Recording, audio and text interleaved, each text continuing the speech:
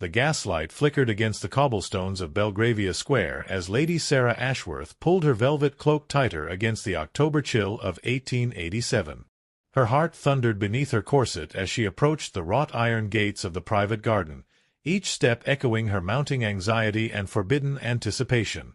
She had received his note that very afternoon, a simple missive delivered by a street urchin, containing only an address and the words, "Tonight, 11 o'clock. I have something of utmost importance to discuss." The garden was shrouded in darkness save for the pale moonlight that filtered through the bare branches of the ancient oak trees. Sarah's breath formed small clouds in the crisp air as she searched the shadows for the familiar silhouette that had haunted her dreams for months. When she finally spotted him standing beneath the stone pergola, her breath caught in her throat as it always did.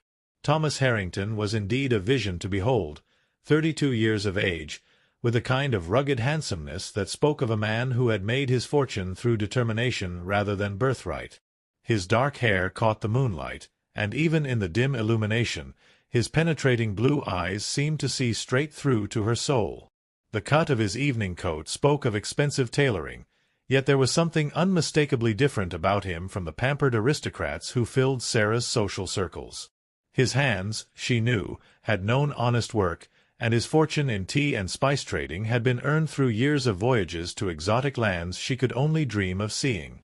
"Sarah," he whispered as she approached, his voice carrying that slight roughness that never failed to send shivers down her spine.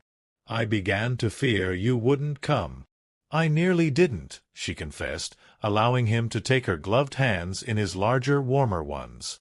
The simple touch sent electricity coursing through her, as scandalous and thrilling as it was forbidden.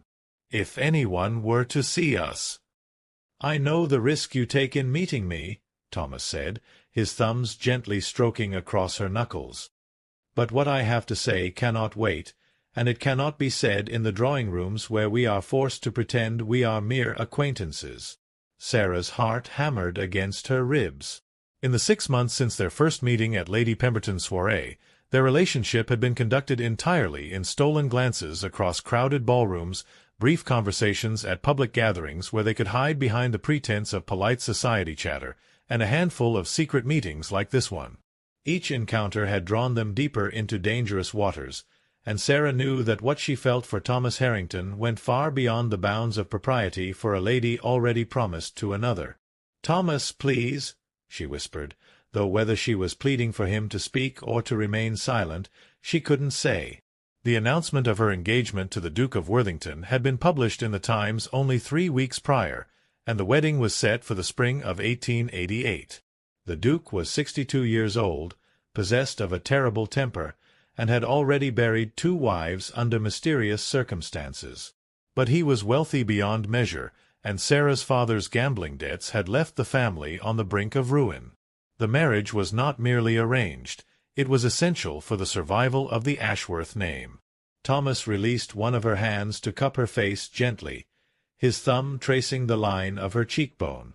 "Sarah, my darling, I cannot stand by and watch you sacrifice yourself to that monster. I have made my decision, and I pray that you will find the courage to make yours." "What decision?" she breathed, though part of her already knew, had perhaps hoped and feared in equal measure that this moment would come. "I am leaving London," Thomas said, his eyes never leaving hers.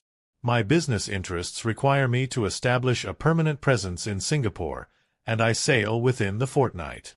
"But Sarah—" he paused, his voice dropping to an even more intimate whisper. "I cannot bear the thought of leaving without you." Sarah felt as though the world had shifted beneath her feet. "Thomas, what are you saying?" "I am saying," he replied, stepping closer until she could feel the warmth radiating from his body, "that I am asking you to come with me. Leave this cold, suffocating world of rules and expectations. Leave behind a marriage that will surely destroy you. Come with me to Singapore, Sarah. Be my wife, not in the eyes of English society, but in the eyes of God and in the truth of our hearts." The words hung between them like a bridge over an impossible chasm. Sarah stared up into his face, seeing there all the passion and desperate hope she felt reflected in her own heart. To go with him would mean abandoning everything she had ever known, everyone she had ever loved save for this one man. It would mean becoming a social exile, cut off forever from her family, her friends, her very identity as Lady Sarah Ashworth. But to stay would mean a living death, bound to a man she despised, trapped forever in a gilded cage of duty and misery. "The Duke would never let me go," she whispered finally. "He would pursue us to the ends of the earth. And my father, Thomas, if I broke this engagement, it would mean complete financial ruin for my family. The scandal alone would destroy them, never mind the loss of the Duke's settlement." Thomas's jaw tightened, and for a moment she saw the steel that had built his fortune. The Duke is a bully who mistakes fear for respect, but he is not all-powerful. As for your father's debts— He paused, studying her face intently. "Sarah, I am not without resources. My shipping business has been extremely profitable, and I have investments throughout the Orient that continue to generate substantial income. I could settle your father's debts without feeling the loss."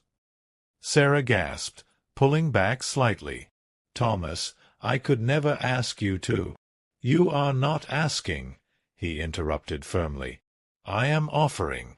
More than offering, I am begging you to allow me to free you from this terrible situation. I have loved you since the moment I first saw you, Sarah. I have loved you through every stolen conversation, every brief touch, every smile you've given me across a crowded room. I have loved you knowing that you belonged to another, and that love has been both my greatest joy and my most exquisite torment." Tears sprang to Sarah's eyes as she heard her own feelings reflected in his passionate words. "And I have loved you," she whispered. "God help me, Thomas, I have loved you until I thought my heart would break from the impossibility of it all." The admission seemed to break something open in Thomas's chest. He pulled her closer, until she was pressed against him in a way that would have scandalized anyone who might see them, and lowered his head until his forehead rested against hers. "Then come with me," he pleaded. "We could be married aboard my ship by the captain before we even clear the English Channel. By the time we reach Singapore, you would be Mrs. Thomas Harrington, and no power on earth could force you back into the Duke's arms." Sarah closed her eyes, allowing herself for one moment to imagine it. The salt spray on her face as they sailed away from England's grey shores, the warmth of the tropical sun, the freedom to love this man openly and completely. But reality intruded like a cold wind, and she opened her eyes to meet his gaze with all the anguish in her heart. "Thomas, my darling Thomas," she whispered, "you don't understand the full extent of what you're asking. If I were to disappear, if I were to break my engagement to the Duke in such a scandalous fashion, it wouldn't just be my ruin. It would destroy my younger sister as well. Margaret is only 17, Thomas, and she has done nothing to deserve being branded with the shame of my actions. No respectable family would ever consider her for their son after such a scandal." Thomas's expression grew pained, but he didn't release her. "And what of your own life, Sarah? What of your own happiness? Must you sacrifice everything for the sake of others' expectations?" "That is what it means to be born to my station," Sarah replied, though the words tasted bitter on her tongue. "We are not free to follow our hearts when duty calls us elsewhere." For a long moment they stood in silence, holding each other in the moonlit garden while the weight of impossibility pressed down upon them. Finally, Thomas spoke, his voice rough with emotion. "I will not accept this as the end of our story," he said fiercely. "I cannot. Give me a fortnight, Sarah.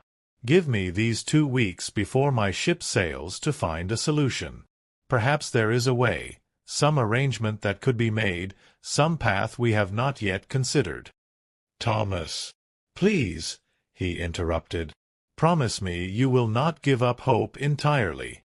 Promise me you will meet me here again, 1 week from tonight, and allow me to try to convince you once more." Sarah knew she should refuse, knew that continuing these secret meetings only made their situation more dangerous and their eventual separation more painful. But looking into his eyes, seeing the desperate love and determination there, she found she could not deny him, or herself, this one last shred of hope. 1 week, she agreed softly. But Thomas, you must understand that I cannot make any promises beyond that. He lifted her hands to his lips, pressing fervent kisses to her gloved knuckles. 1 week is all I ask for now. I love you, Sarah Ashworth, and I swear by all that is holy that I will find a way for us to be together. The sound of approaching footsteps on the cobblestones beyond the garden walls made them spring apart, both their hearts pounding with the terror of discovery. Thomas quickly guided her deeper into the shadows of the pergola, his body shielding hers from view as a night watchman passed by with his lantern, whistling tunelessly. When the danger had passed, Sarah knew their meeting must end. Every moment they lingered increased the risk that their secret would be discovered, and discovery would mean not just the end of their forbidden relationship, but social ruin for them both. "I must go," she whispered reluctantly. Thomas nodded, though every line of his body spoke of his reluctance to let her leave. "Until next week, then, my darling." "Until next week," she agreed, and then, in a moment of reckless courage, she rose up on her tiptoes and pressed a quick, soft kiss to his lips before pulling away and hurrying toward the garden gate. Thomas watched her disappear into the London night, her dark cloak blending with the shadows until she was gone entirely. Only then did he allow himself to slump against the stone pillar of the pergola, running his hands through his hair as the full weight of their situation settled upon him once more. He had 1 week to devise a plan that would free the woman he loved from a fate worse than death. 1 week to find a way to pay off her father's debts, neutralize the Duke's influence, and arrange for their escape to Singapore without destroying Sarah's family in the process. It seemed an impossible task, but Thomas Harrington had built his fortune on achieving the impossible, and he would not allow defeat when the stakes had never been higher. As he made his own way out of the garden and into the lamp-lit streets of London, Thomas's mind was already racing with possibilities, connections to be leveraged, and resources to be deployed. Somewhere in the labyrinth of London's financial and social networks, there had to be a solution. There had to be, because the alternative, losing Sarah forever, was simply unacceptable. The gaslight cast long shadows as he walked through the sleeping city, and Thomas found himself thinking of Singapore's perpetual warmth, of the exotic spices that filled the air of the bustling port, of the freedom that waited there for two souls brave enough to grasp it. He would make it happen, somehow. Sarah would yet escape the Duke's clutches and find happiness in his arms beneath tropical skies. He had to believe it, because without that hope, the darkness of the London night would surely swallow him whole. 3 days later, Sarah sat in her father's study, her hands folded primly in her lap as she watched him pace back and forth behind his mahogany desk. Lord Henry Ashworth was a man who had once cut a fine figure in London society, but years of worry and financial strain had carved deep lines around his eyes and streaked his brown hair with premature silver. The study itself bore witness to their reduced circumstances. Valuable paintings had been removed from the walls, leaving behind pale rectangles where they had once hung, and the leather-bound volumes that had once filled the bookcases had been systematically sold off to pay mounting debts. "The Duke wishes to move the wedding forward," her father announced abruptly, stopping his pacing to fix her with an intense stare.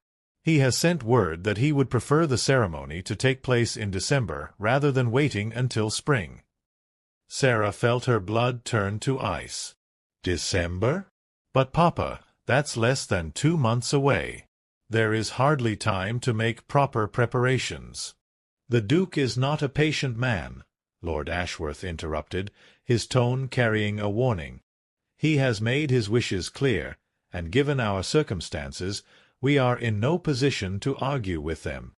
Besides, what difference does it make? A wedding is a wedding, whether it takes place in December or March." Sarah bit her tongue to keep from voicing the bitter response that sprang to her lips. The difference, she wanted to say, was that December gave Thomas barely any time at all to devise whatever plan he was working on. The difference was that December meant her cage would close around her that much sooner, trapping her forever in a marriage that would surely destroy her soul. But she could say none of this to her father, who had no idea of the secret romance that had been blossoming under his very nose. Instead, she forced herself to nod graciously, even as her heart hammered against her ribs with growing panic. "Of course, Papa. Whatever you think is best." Lord Ashworth's expression softened slightly at her compliance. "Sarah, my dear, I know this is not the romantic love match that young ladies dream of, but the Duke will provide you with security and position. In time, you may find that affection can grow where there was once only duty." Sarah nearly laughed at the absurdity of it. Affection with the Duke of Worthington? The man who had looked at her during their brief courtship meetings with the same calculating coldness he might use when evaluating a horse for purchase? The man whose previous wives had both died under circumstances whispered about in the darkest corners of society drawing-rooms? But she merely smiled and nodded, playing the role of the dutiful daughter that her family needed her to be. "I understand, Papa. I will do my duty to our family." "Good girl," Lord Ashworth said, relief evident in his voice. "The Duke has also expressed a desire to meet with you more frequently before the wedding. He wishes to get to know his future bride better. You are to join him for dinner at his townhouse tomorrow evening." Sarah's stomach clenched with revulsion, but she kept her expression serene. "Of course. I shall be honored." "Excellent. I will have Mrs. Henderson accompany you as chaperone, naturally. We must observe all the proprieties." Lord Ashworth returned to his desk, shuffling through the papers scattered across its surface. "Oh, and Sarah? The Duke has requested that you wear the emerald necklace that belonged to your mother. He wishes to see how it looks with your coloring." The emerald necklace. Sarah's hand instinctively moved to her throat, where she could almost feel the weight of the precious stones that had once graced her mother's neck. It was one of the few truly valuable pieces of jewelry that remained in the family, and Sarah had always treasured it as much for its sentimental value as its monetary worth. "I will have it retrieved from the vault," she said quietly. "Very good. Now then, you had better begin thinking about your trousseau. Mrs. Pemberton has recommended a seamstress who specializes in wedding gowns, and we will need to engage her services immediately if the dress is to be ready in time." As her father continued to discuss the practical arrangements for her rapidly approaching wedding, Sarah found her mind drifting to thoughts of Thomas and their secret meeting still 4 days away. December, the word echoed in her mind like a funeral bell. Would Thomas's plan, whatever it was, be ready in time? Could he possibly arrange something in the scant weeks that remained? The conversation with her father continued for another quarter hour, covering guest lists and menu selections and all the 1,000 details that went into planning a society wedding. Through it all, Sarah maintained her facade of calm acceptance, but inside she felt like a wild bird trapped in an ever-shrinking cage. When she was finally dismissed from her father's study, Sarah made her way to her bedroom on the 2nd floor of their Mayfair townhouse. Once safely behind closed doors, she allowed herself to collapse into the window seat that overlooked the small garden behind their house, her carefully maintained composure crumbling. 2 months. In 2 months she would be the Duchess of Worthington, bound irrevocably to a man she despised. The thought made her physically ill, and she pressed a hand to her mouth as nausea rolled through her. A soft knock at her door made her quickly compose herself. "Come in." Her lady's maid, Lucy, entered with an armload of freshly pressed gowns. Lucy had been with the family since Sarah was a child, and her weathered face had always been a source of comfort during difficult times.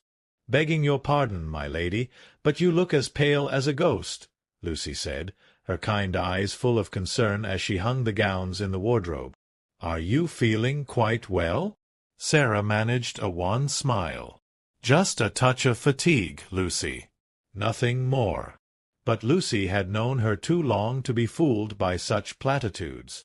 The older woman approached the window seat and studied Sarah's face with the practiced eye of someone who had watched over her since childhood. "My lady," Lucy said carefully, "forgive me for speaking out of turn, but you haven't seemed yourself these past few weeks." "Not since the engagement was announced." "I know it's not my place to say so, but I can't help but worry about you." For a moment, Sarah was tempted to confess everything.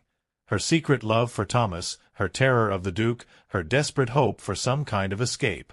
Lucy had always been more than just a servant. She had been a confidant and surrogate mother figure during Sarah's motherless adolescence. But the risk was too great. Even Lucy, loyal as she was, might feel obligated to inform Lord Ashworth if she knew the truth. And if her father discovered her secret meetings with Thomas, the consequences would be swift and severe. "I suppose I am simply nervous about the wedding," Sarah said instead. "It is natural for a bride to have some anxiety about such a significant change in her life." Lucy's expression remained skeptical, but she nodded. "Of course, my lady. Though if I may say so, a wedding should be a joyful occasion, not something to cause such distress." The simple observation hit closer to the truth than Lucy could possibly know, and Sarah had to look away to hide the tears that sprang to her eyes. In a different world, in a different time, her wedding might indeed have been joyful, if she were marrying Thomas instead of the Duke. "Will you help me select something appropriate for dinner tomorrow evening?" Sarah asked, changing the subject before her emotions could betray her further. "The Duke has particular preferences regarding ladies' attire." Lucy's mouth tightened almost imperceptibly at the mention of the Duke, but she merely nodded. "Of course, my lady. I believe the midnight blue silk would be most suitable. Conservative enough to meet His Grace's approval, but elegant enough to do justice to your beauty." As Lucy busied herself laying out options for the following evening's ordeal, Sarah returned her gaze to the window and the grey London sky beyond. Somewhere out there, Thomas was working on their impossible escape plan, and she clung to that thought like a lifeline. For more days until their next meeting. For more days until she would learn whether hope still existed, or whether her fate was truly sealed. The afternoon light was already beginning to fade, and soon the lamplighters would make their rounds through the London streets. Another day gone, another day closer to December and the Duke's cold embrace. But also another day closer to Thursday night and her rendezvous with the man who had captured her heart so completely. Sarah closed her eyes and allowed herself to dream, just for a moment, of tropical breezes and the freedom to love without fear. It might be only a dream, but for now it was all she had. The Duke of Worthington's townhouse on Berkeley Square was an imposing Georgian structure that seemed to loom over the street like a great stone predator. As Sarah's carriage drew up to the front steps the following evening, she couldn't suppress a shiver of apprehension that had nothing to do with the October chill. Mrs. Henderson, her elderly chaperone, patted Sarah's gloved hand with fingers that were meant to be comforting but only served to emphasize Sarah's trapped situation. "Now then, my dear, remember to keep your posture straight and speak only when His Grace addresses you directly. The Duke appreciates proper decorum in a lady."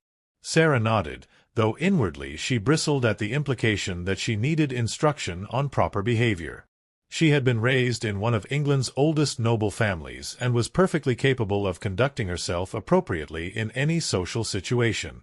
But the Duke's standards for feminine conduct were notoriously rigid, even by Victorian standards, and she knew that any perceived slight could have consequences not just for her, but for her family's precarious financial situation.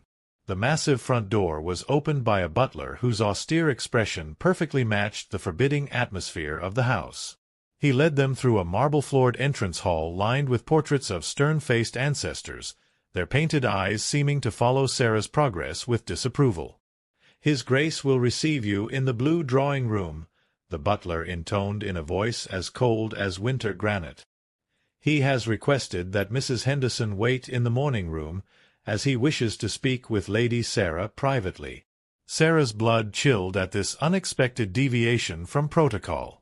It was highly improper for an unmarried lady to be alone with a gentleman, even her fiancé, without proper supervision.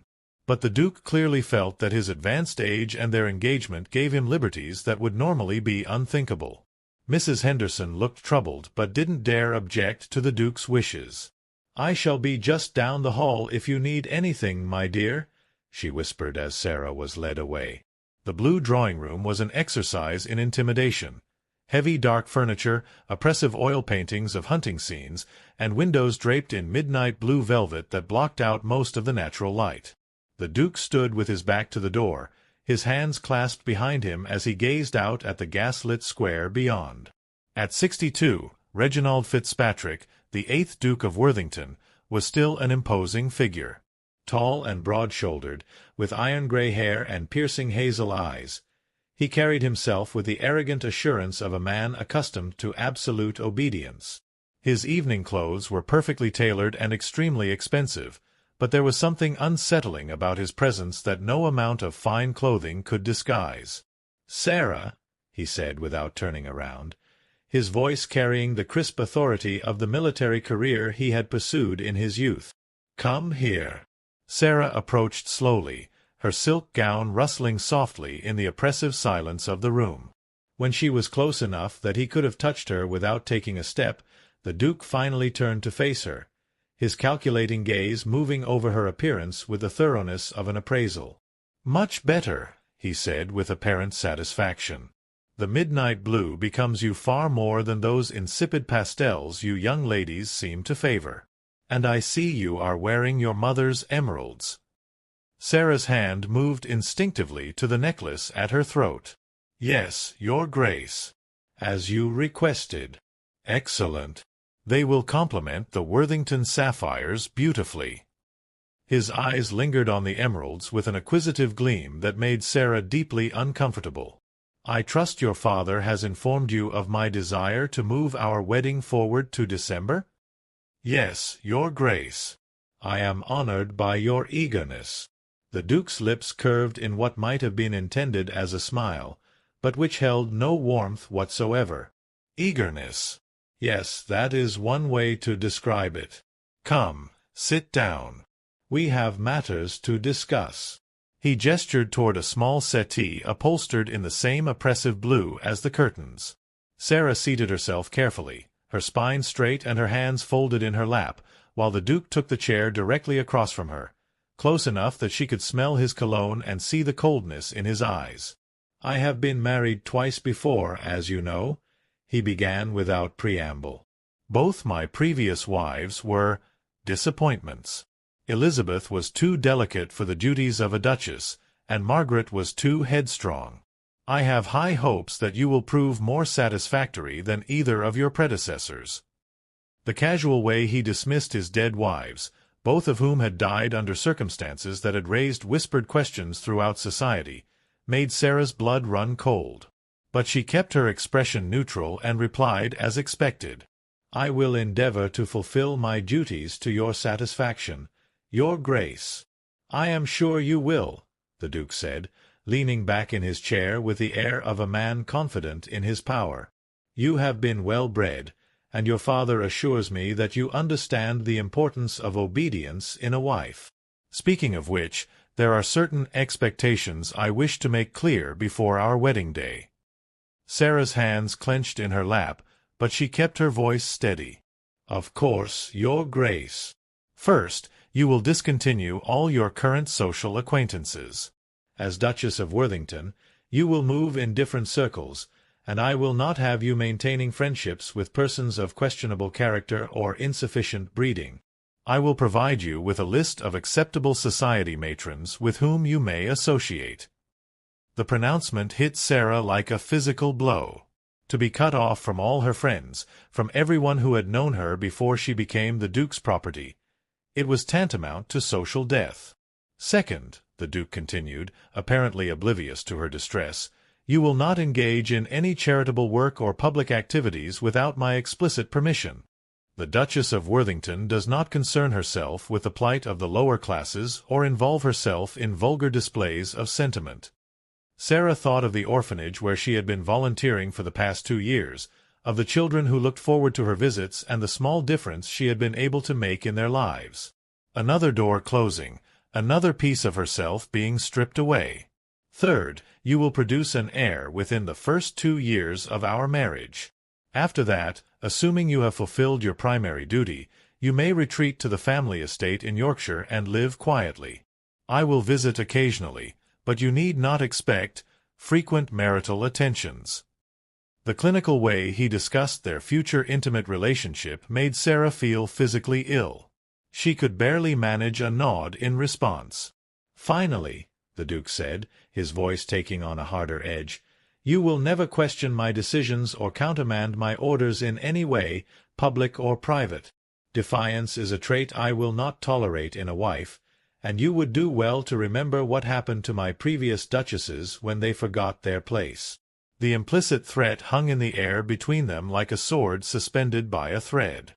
Sarah had heard the whispered rumors that Elizabeth had died after a mysterious fall down the stairs following a heated argument with her husband, that Margaret had succumbed to a sudden illness immediately after being seen with bruises on her arms at a society gathering. "Do I make myself clear?" the Duke asked, his hazel eyes boring into hers with unmistakable menace. Sarah felt as though she were drowning, as though the walls of the oppressive room were closing in around her.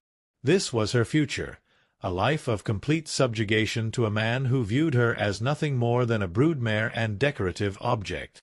No friends, no charity work, no opinions, no freedom, and quite possibly an early death if she ever dared to cross him.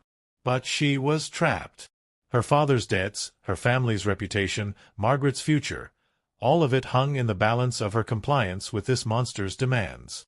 "Yes, your Grace," she whispered, hating herself for the words even as she spoke them. "I understand completely." "Excellent." The Duke rose from his chair, indicating that their interview was concluded. "I am pleased to see that you are a sensible young woman. I believe we shall deal very well together, provided you remember your place." He rang for the butler, who appeared with unseemly haste, as though he had been hovering just outside the door. "Roberts will escort you back to Mrs. Henderson. I trust you will reflect upon our conversation and conduct yourself accordingly." Sarah stood on unsteady legs, her whole body feeling numb with shock and despair. She managed a curtsy and the appropriate words of farewell, but her mind felt detached from her body, as though she were watching herself from a great distance. The carriage ride home passed in a haze of barely suppressed panic. Mrs. Henderson chatted about the elegance of the Duke's townhouse and the honor of marrying into such an illustrious family, but her words seemed to come from very far away. All Sarah could think about was the cold calculation in the Duke's eyes and the implicit threat in his final words. By the time she reached her bedroom that night, Sarah's composure had completely crumbled. She dismissed Lucy as quickly as politeness would allow and then collapsed into the chair by her window, finally allowing the tears she had been holding back all evening to fall freely. 2 more days. 2 more days until she could see Thomas and learn whether he had found any solution to their impossible situation. But after tonight's conversation with the Duke, Sarah found it increasingly difficult to maintain hope. How could Thomas possibly devise a plan that would free her from a man who wielded such absolute power, who had already made it clear that he would tolerate no defiance? Still, she clung to the memory of Thomas's passionate declaration in the moonlit garden, "I will not accept this as the end of our story." Perhaps love could indeed find a way where logic saw only impossibility. Perhaps the man who had built a fortune through determination and courage could work one final miracle. She had to believe it, because the alternative, accepting the Duke's horrific vision of their future together, was simply unthinkable. Outside her window, London slept under a blanket of fog and coal smoke, but Sarah remained awake long into the night, her heart torn between hope and despair as she counted the hours until she would see Thomas again. The appointed Thursday evening arrived wrapped in a thick fog that turned the gas lamps into dim halos of yellow light and muffled all sound to whispers.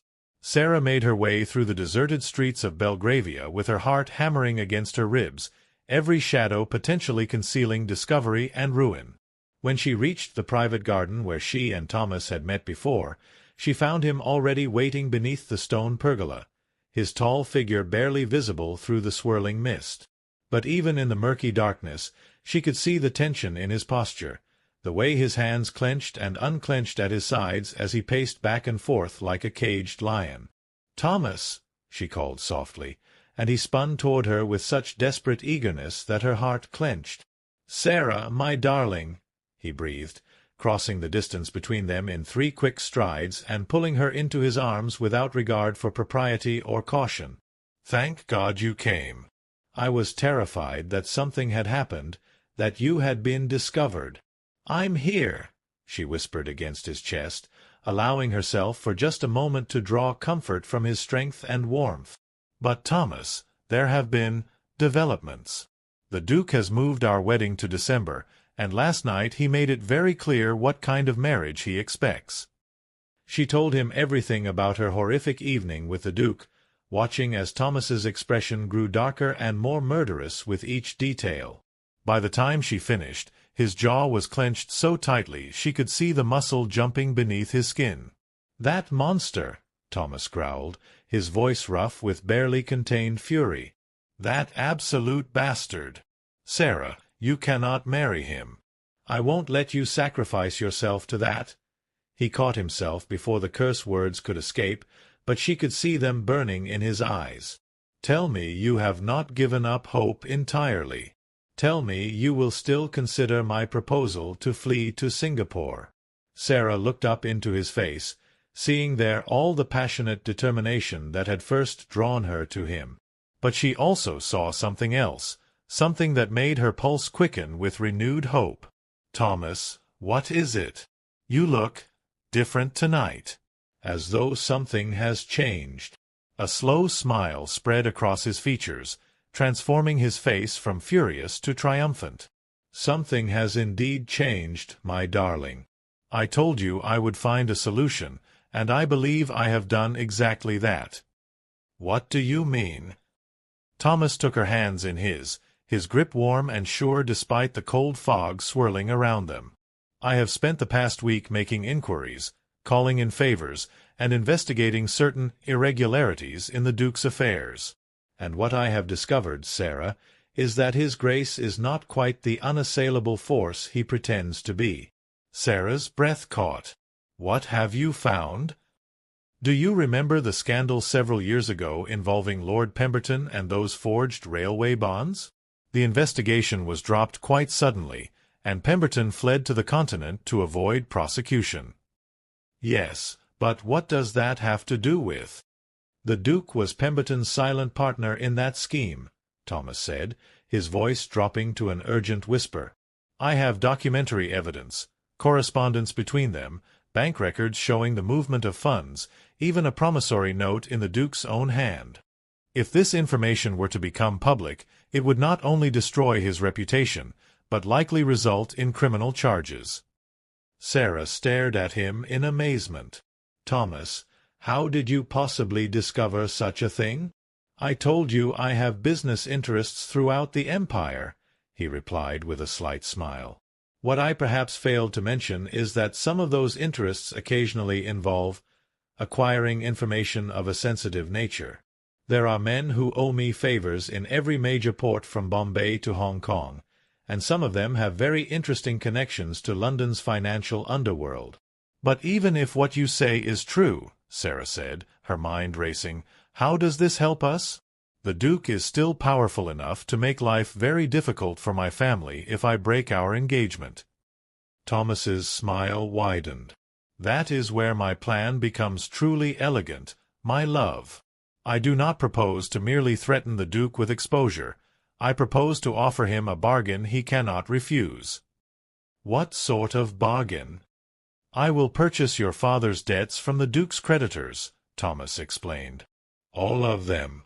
The gambling markers, the mortgage on your family's estate, the loans against your mother's jewelry, everything. Once I own those debts, I can forgive them entirely, freeing your family from financial obligation." Sarah gasped. "Thomas, that would cost you a fortune." "A fortune I am more than willing to spend for your happiness," he interrupted. "But that is only the first part of my proposal to His Grace. The second part is that in exchange for releasing you from your engagement, I will not only refrain from exposing his involvement in the Pemberton scandal, but I will also provide him with certain business opportunities in Singapore that could prove quite lucrative." "You would reward him for releasing me?" "I would give him a face-saving way out of an increasingly uncomfortable situation," Thomas corrected. Think about it, Sarah. The Duke's previous wives both died under suspicious circumstances. If you were to disappear or meet with an unfortunate accident so soon after your marriage, the scandal would be enormous. But if your engagement were to be broken off quietly due to incompatible temperaments, and if the Duke were to be seen making shrewd business investments immediately afterward, society would assume he had simply decided you were not suitable and moved on to more profitable pursuits. Sarah felt her heart beginning to race with something that might actually be hope. Do you truly think such a plan could work? I know it will work, Thomas said with absolute confidence. I have already made the preliminary arrangements. Your father's debts can be purchased and forgiven within 48 hours of our agreement with the Duke. My ship, the Seraphina, is currently berthed at London docks and can be ready to sail within 6 hours of receiving word. And I have prepared documents that will make our marriage legally binding in Singapore, regardless of what English law might say about the matter.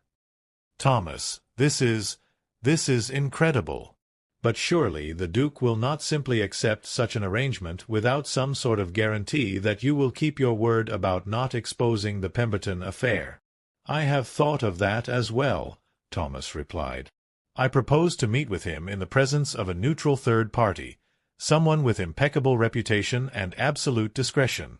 Sir William Hartwell, the banker, has agreed to serve in that capacity. He will hold copies of all the relevant documents in his vault, ensuring that both the Duke and I honor our respective parts of the bargain. Sarah stared at him in wonder, scarcely able to believe that such a comprehensive solution could actually exist. You have truly thought of everything, haven't you? I have had excellent motivation, Thomas said, lifting her hands to his lips and pressing fervent kisses to her knuckles. Sarah, my darling, I am asking you once more, will you trust me enough to take this leap of faith? Will you come with me to Singapore and become my wife? For a moment, Sarah felt as though she were standing on the edge of a vast precipice, with everything she had ever known on one side and complete uncertainty on the other. To accept Thomas's plan would mean abandoning her life in England, her family, her very identity as Lady Sarah Ashworth. It would mean trusting her entire future to a man she had known for less than a year, gambling everything on a love that society would condemn as scandalous. But then she thought of the Duke's cold eyes and implicit threats, of the suffocating life of submission and terror that awaited her in Yorkshire, of the very real possibility that she might not survive long enough to regret her decision to marry him. And she thought of Thomas, brave, determined, passionate Thomas, who had risked everything to find a way to save her. Thomas, who looked at her as though she were the most precious thing in the world. Thomas, who offered her not just escape, but love and freedom and the chance to build a life based on choice rather than duty. Yes, she whispered, the words seeming to come from the very depths of her soul. Yes, Thomas, I will come with you to Singapore. I will be your wife. The joy that blazed across his features was like watching the sun rise after the darkest night. He swept her up in his arms, spinning her around in the foggy garden while she laughed with pure, desperate happiness. When? She asked when he finally set her back on her feet. When do we approach the Duke? Tomorrow, Thomas said immediately. Every day we delay increases the risk of discovery. I will send word to Sir William this very evening, and we will meet with the Duke at his townhouse tomorrow afternoon. And if he refuses? If he decides to call your bluff about the Pemberton documents? Thomas's expression grew hard as granite. Then I will expose him anyway, and we will sail for Singapore before the scandal fully breaks. It will be messier and more dangerous, but Sarah, I swear to you that one way or another you will not become the Duchess of Worthington. Sarah nodded, feeling a strange sense of calm settle over her now that the decision was finally made. Then tomorrow afternoon, it is. Thomas, She paused, suddenly overwhelmed by the magnitude of what they were planning. I love you. Whatever happens, I want you to know that I love you with all my heart. And I love you, he replied, cupping her face in his hands. More than life itself, Sarah. more than anything in this world or the next. Their lips met in a kiss that was both tender and desperate, a seal upon their pact and a promise of the life they would build together. When they finally broke apart, both were breathing hard, and Sarah could see her own mixture of exhilaration and terror reflected in Thomas's eyes. "I should return home," she said reluctantly, "if I am discovered missing." "Of course," Thomas agreed, though his hands were reluctant to release her. "But Sarah, tomorrow evening when we meet with the Duke, you must be prepared for anything. He may rage, he may threaten, he may even try to use physical intimidation. But remember that Sir William will be there, and remember that no matter what the Duke says or does, you are not alone in this." "I will remember," Sarah promised. "Until tomorrow, then. Until tomorrow, my brave, beautiful darling." As Sarah made her way back through the foggy London streets, her heart was pounding not with fear but with exhilaration. For the first time in months she felt truly alive, truly free, even though the most dangerous part of their plan still lay ahead. Tomorrow would determine everything, whether she would escape to a new life in Singapore with the man she loved, or whether the Duke's power would prove too great to overcome. But tonight, walking through the mist-shrouded city with Thomas's kiss still warm on her lips, Sarah allowed herself to believe that love could indeed conquer all. Tomorrow she would discover whether fairy tales could come true, even in the harsh reality of Victorian London. The meeting was set for 3 o'clock the following afternoon at the Duke's Berkeley Square townhouse. Sarah spent the morning in a state of nervous anticipation that she struggled to hide from her family, going through the motions of normalcy while her mind raced with thoughts of what lay ahead.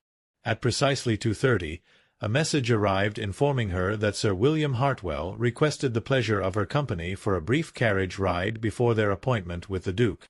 Sarah's hands trembled slightly as she donned her most conservative afternoon dress, a severe grey wool that she hoped would convey appropriate seriousness for the momentous occasion. Sir William's carriage was waiting outside, and Sarah was surprised to find Thomas already seated beside the distinguished banker. Sir William Hartwell was a man in his 60s, with silver hair and kind but shrewd eyes that had seen decades of London's most delicate financial negotiations. His presence lent an air of respectability and gravitas to their enterprise that Sarah found oddly comforting. "Lady Sarah," Sir William said as she settled into the plush interior of the carriage, "Mr. Harrington has explained the situation to me in general terms, and I must say I admire your courage in taking such decisive action. Not many young ladies would have the fortitude to challenge a man of the Duke's stature." "I am not certain it is courage so much as desperation, Sir William," Sarah replied honestly. "The alternative to action is unacceptable." "Indeed," Sir William nodded gravely. "I have had dealings with the Duke over the years, and I can assure you that your assessment of his character is unfortunately accurate. He is not a man who should have power over anyone, let alone a young woman of your obvious intelligence and spirit." Thomas reached over and briefly squeezed Sarah's gloved hand. "Sir William has agreed to hold all the relevant documents in his vault and to serve as witness to our agreement with the Duke. Whatever happens in that room, you will have legal protection." "I understand," Sarah said, though her voice sounded strained even to her own ears. "Thomas, do you truly believe he will accept your proposal?" "I believe the Duke is fundamentally a pragmatist," Thomas replied. "When faced with the choice between financial gain and scandal, he will choose gain. And when faced with the choice between a reluctant wife and a profitable business arrangement, he will choose profit." The carriage drew to a halt outside the Duke's imposing townhouse, and Sarah felt her stomach clench with apprehension. This was it, the moment that would determine the entire course of her future life. Sir William's presence had been announced in advance, lending official weight to their request for an audience. They were ushered immediately into the Duke's study, a room even more intimidating than the blue drawing-room where Sarah had endured her previous encounter with her unwanted fiancé. The Duke rose from behind his massive mahogany desk as they entered, his calculating gaze moving from Sir William to Thomas to Sarah. His expression revealed nothing, but Sarah could sense the tension radiating from him like heat from a forge. "Sir William," the Duke said with perfunctory politeness, "to what do I owe this unexpected pleasure? And why, may I ask, have you brought Mr. Harrington and my fiancée with you?" "Your Grace," Sir William began in his measured, diplomatic tone, "we have come to discuss a matter of mutual interest. Mr. Harrington has a business proposition that may be of considerable benefit to you, and which relates directly to your engagement to Lady Sarah." The Duke's eyes narrowed dangerously. "Indeed? How intriguing! Please be seated. I confess myself curious to hear what sort of business proposition could possibly relate to my personal affairs." Thomas stepped forward with the confidence of a man accustomed to high-stakes negotiations. "Your Grace, I will speak plainly. I am in love with Lady Sarah, and she returns my affection. We wish to be married, but we understand that your engagement to her creates certain complications." The temperature in the room seemed to drop by several degrees. The Duke's face flushed with anger, and his hand moved instinctively toward the letter-opener on his desk. "How dare you?" he snarled, his voice deadly quiet. "How dare you come into my home and make such an outrageous declaration? Sarah, what is the meaning of this? Have you been conducting some sort of sordid liaison behind my back?" Before Sarah could respond, Thomas continued smoothly, "I have come to offer you a business arrangement that will compensate you handsomely for releasing Lady Sarah from her engagement. In addition to purchasing and forgiving all of Lord Ashworth's debts, I am prepared to offer you exclusive import rights for my tea and spice trading company throughout Europe.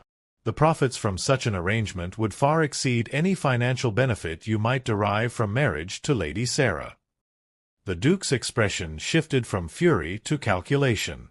"And why, pray tell, would you make such an extraordinarily generous offer for the hand of one young woman, however lovely she might be?" "Because I love her," Thomas said simply, "and because I believe you are a practical man who can recognize a profitable opportunity when it is presented to him." For a long moment the room was silent except for the ticking of the ornate clock on the mantelpiece. The Duke studied Thomas with the intensity of a predator evaluating potential prey, while Sarah held her breath and prayed that their gamble would succeed. Finally, the Duke spoke.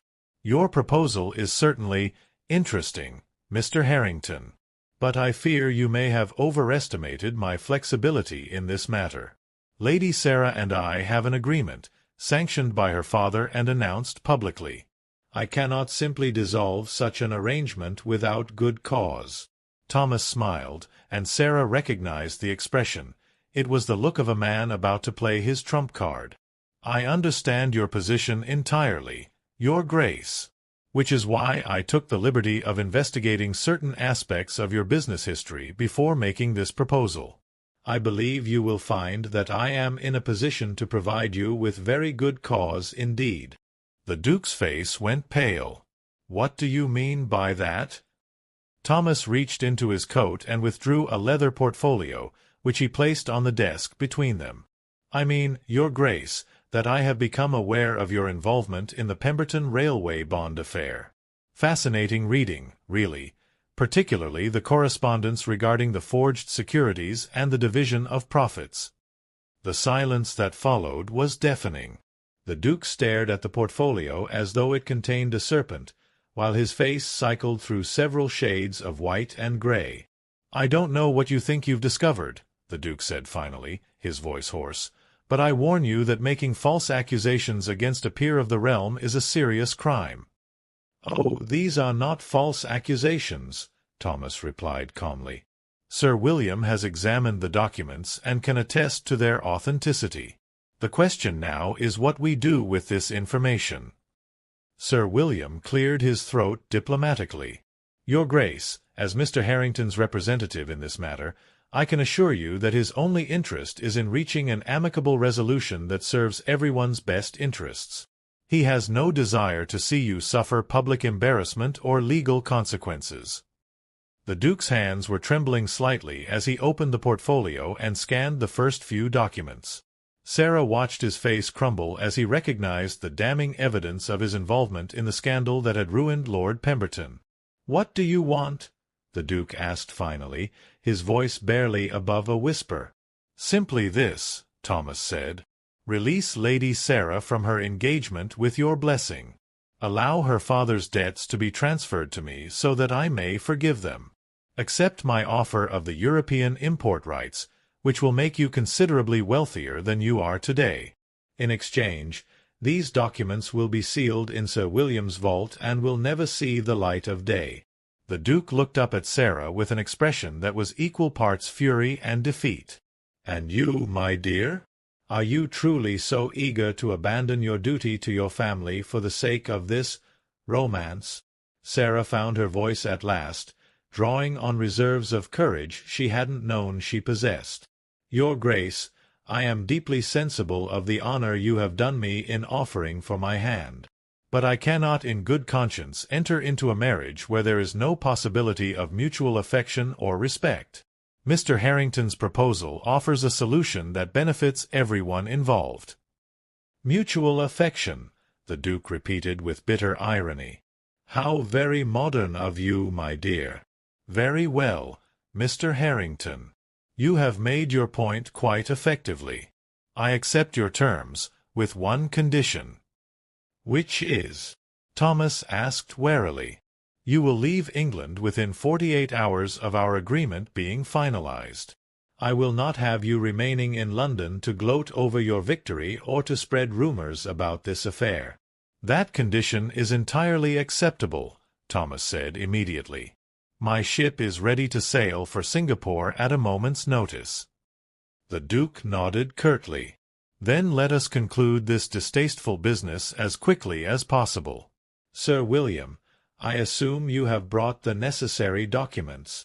What followed was an hour of intense legal negotiation as contracts were signed, debts were transferred, and arrangements were finalized.